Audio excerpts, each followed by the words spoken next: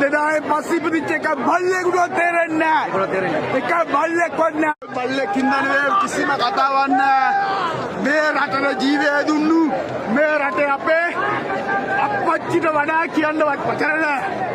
මහින්ද රාජපක්ෂ මහත්තයා වෙනුවෙන් ඒ මිනිස්සයා මැරෙනකන් අනදරකම් මේ හයියෙන් මේව කරනවා. මම STF එකේ හිටු මිනිහෙක් මම දන්නවා රටේ වෙච්ච දේ අකුරටම දන්නවා.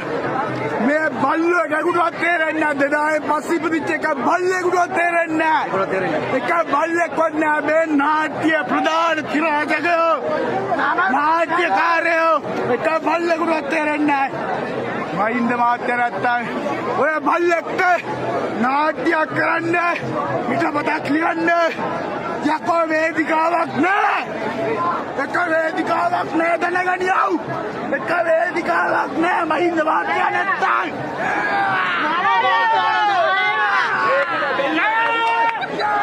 ඒකට දෙල්ල ගැබුවත්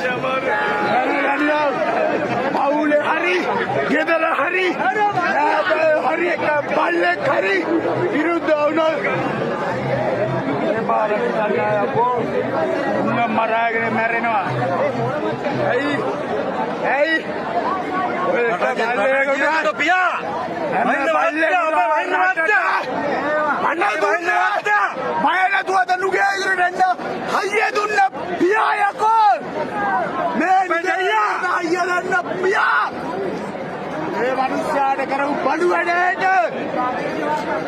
යකෝ පලිය ගන්න පුළුවන් එකම ක්‍රමේ මේක. වෙන ක්‍රමයක් තිබ්බනම් ඒකත් අපි කරනවා අනිවාර්යෙන්.